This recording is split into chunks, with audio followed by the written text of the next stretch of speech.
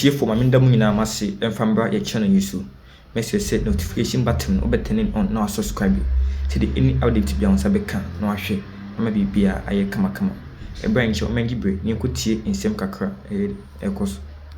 On this part, wanted to create the impression that it was taking the fight to corruption, the fight of corruption, the fight against corruption to another level. This is the genuine good brought the OSP in today. Because you see,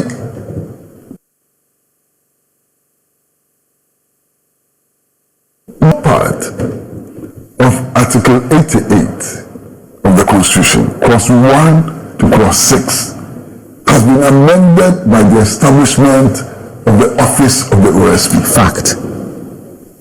Now, if you read Article 88, Clauses 1 to 6 of the Constitution, it is clear that the Attorney General is still in charge of all criminal prosecutions and all civil suits against the government. It's still the authority, the final authority. Now let me read the article for your benefit. Article 88. Clause 1. There shall be an Attorney General who shall be a Minister of State and the principal legal advisor to government. That is clear. 2.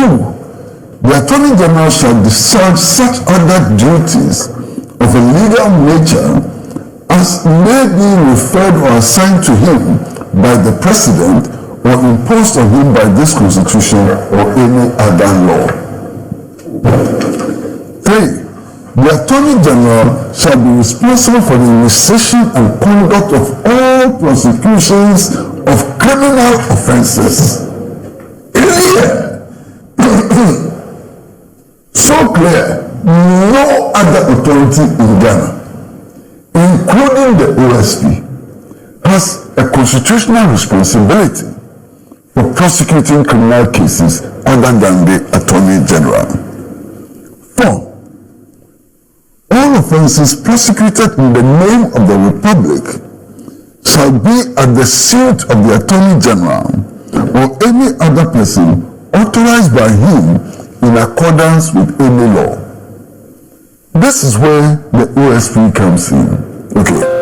So when the OSP is carrying out prosecutions, it is deemed that it is doing so on the authority of the Attorney General. You understand? Right. Now clearly, when the OSP starts a prosecution, any prosecution, the Attorney General can, without the permission and reference to the OSP, enter nolli prosequa. So this OSP contraption is just a joke.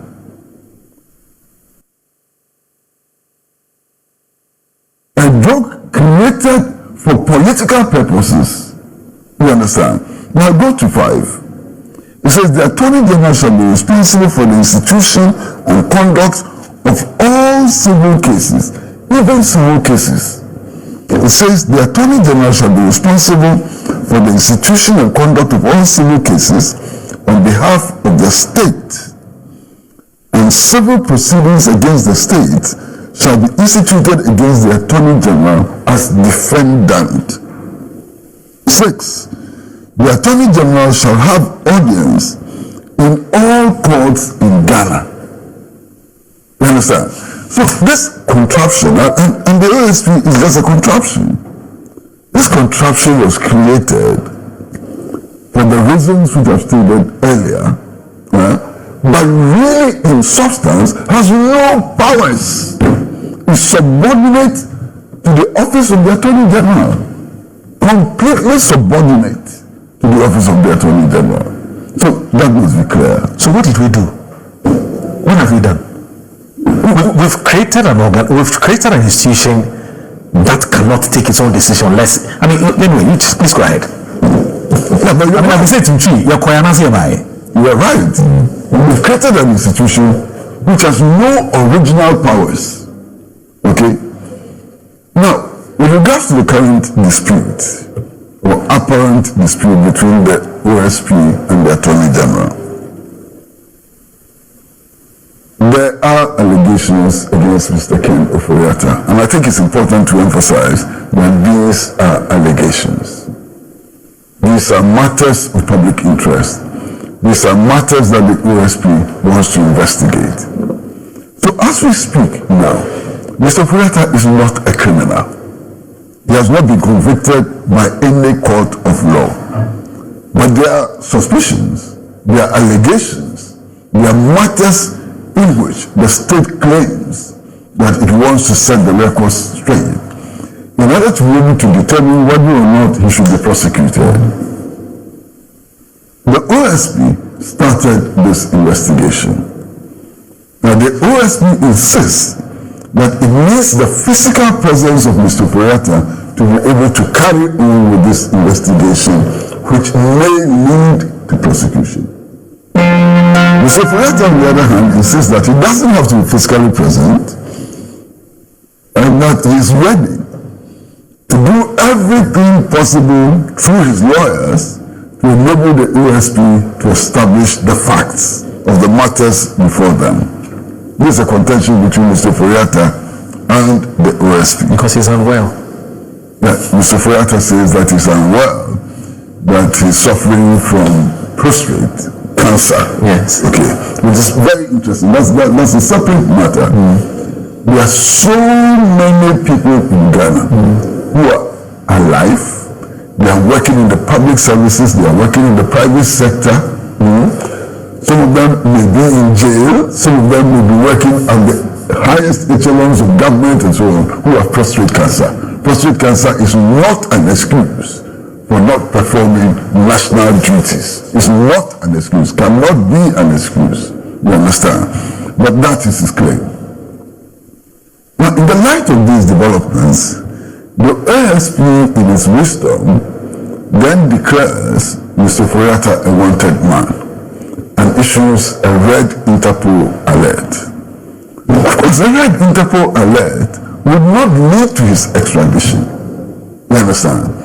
What you need to do if you want Mr. Oforiatta back in Ghana to answer questions and so on is to extradite him from wherever he is. And now the popular assumption is that he's in the United States of America.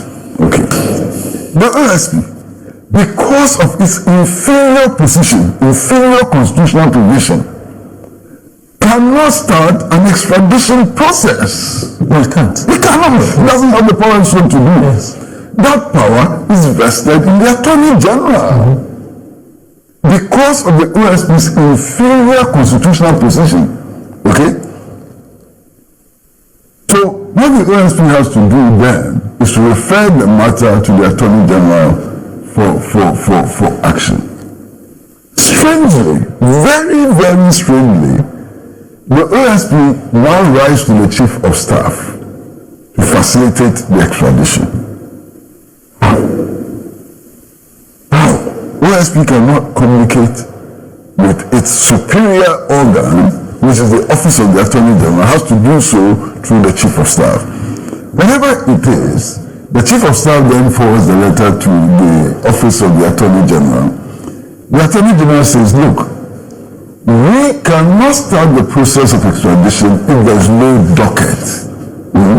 Now, sorry, before you even go to that point, you know, the matter about why the OSP had to write to the Office of the Chief of Staff to seek some kind of assistance was because, and I've heard the Director of Research and Policy, and I believe his communication also explained that there's something they call the political character question. And the political character question would be, does Ghana want to extradite Ken Oforiatta to Ghana? Now, if have you read Article 88? No, right. Have you read Article 88? If you read Article 88, you will not do what you're doing at all. Explains that that question ought to be answered. Yes, the Chief of Staff then says, yes, we want Oforiatta in this country. The Chief of Staff cannot even make that decision without reference to the Attorney General. And that is why the Chief of Staff then, the following day, it was on the 2nd of June. On the 3rd of June, the Chief of Staff then writes to the Office of the Attorney General and says, OSP says he needs your help. Kindly support them. Kindly assist them. No, don't waste your time. Okay. the issues you are raising is just... You don't buy that argument? It's not buying the argument, it's just a waste of time. Okay. All right. Because the Chief of Staff has no locus to make any determination on a legal matter without reference to the Attorney General. And the OSP, as a lawyer, as a law-governed organization, so should know that. You understand? So they write to the Chief of Staff, and the Chief of Staff rightly refers the letter to the Attorney General. Okay. The Attorney General says that, look, we cannot proceed without a docket. Look, whatever state the docket is in at that moment, whatever state, completed, uncompleted, whatever, bring the docket. But in addition to bringing the docket, we need two of the investigators to work with us in order to prepare to make the case for extradition. As we speak now, today, that docket has not been submitted. We're still investigating. You don't read the letter from the Attorney General's office. Yes, I did. It says, whatever state the docket is in, completed, uncompleted, whatever, bring it. They said they are not ready. To bring the docket as it is. No, they said they can't unless they are done with the investigations. You can't force But the OSP, based on Article 88, is only exercising powers that the Attorney General allows it to exercise. Right. It's a subordinate organization. Is that clear? Yeah, that's true. It's a subordinate organization. So how does the subordinate organization say that we will not listen to, we want to do as we like? And indeed, if you read the letter from the Attorney General, its insistence that, look, wherever the docket is, whatever state the docket is, bring it. But bring two of your investigations along. It's a clear message. It's a clear message that at that stage, the Attorney General wanted to exercise oversight over the process, as is empowered by law, by the Constitution to do. It is clear that at that stage, the Attorney General was exercising its full powers, and so on. So, what is the basis of the reluctance of the OSP to submit the docket? These are the issues at play. First thing is, does the Attorney General's department really need a docket, strictly speaking? From all the lawyers I've heard, I'm not a lawyer, I didn't go to law school. But from all the lawyers I've heard, all of them, without exception, have made the point that to institute an extradition process, you need a docket. You just need information. No, you need a docket. Information. Has there been an arrest warrant? You send it. Has there been an Interpol red alert notice? You send it. Has there been, what are the, that you rightly mentioned? The officers from the US who are supposed to join the Attorney General's, officials from the Attorney General's department to go and do this extradition in America. You supply them. Finish. Because that docket we're talking about, Ankwesi, also has many other institutions and businesses who are being investigated in that same docket. No. We're being told. No. There's the SNO. No.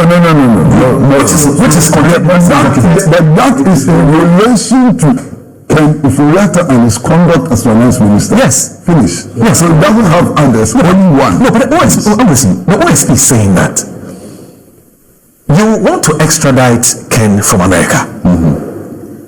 We can give you the information related to Ken Ifuriata as in Ken Ifuriata, and not all the other allied institutions that are being investigated in relation to Ken Ifuriata. We don't want to give you that. That's the OSP's position. No. And that docket contains other information, pieces of information that you, Attorney General Department, you don't need. No, I'm saying that's what the OSP tells us through that statement that they issue. Yeah, but it appears that you believe that. No. But I'm just asking questions based on what you're saying. Don't worry about that. Okay. The OSP claims that it is investigating Mr. Ifuriata in respect of many transactions that he carried out on behalf of the government of Ghana, including the STLs and so on.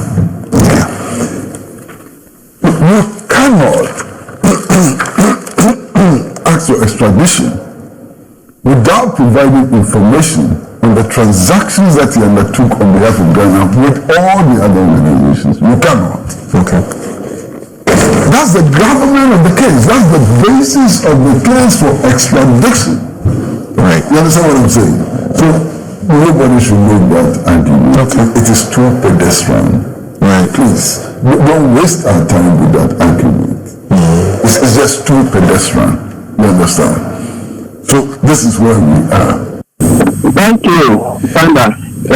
I mean, you were excited when the OSP started, fighting corruption. And to be fair, Kise Jabin was appointed by former President Akufo-Addo, and his fight with Kenneth Rasta started under the Akufo-Addo administration. Many persons in the Akufo-Addo government at the time thought that he was a sellout, a traitor, and all of that. But many also thought that he was doing a good job going against the administration that appointed him. Tonight, this new government, 9 months into office or 10 months into office, the Attorney General is saying to us they are simply having difficulties taking the docket from the OSP in order that they can extradite Kenneth Rata, a thing that the OSP has been claiming all these years was working on. Are you able to read between the lines? It looks a bit blurry for me. Okay, so Sandra, the first point is that let me know this. Maybe my memory is bad. My recollection of the matter is that as of even January this year, when Ofuriata was leaving this jurisdiction, he did not know that there was a case against him at the OSC. So I'm not exactly sure how much he fought, Kise Jabin fought Ofuriata while they were in government, because the OSC itself admits that when Ofuriata was leaving this country in January 2025, he did not know. So know that OSC had never invited him, OSC had never informed him.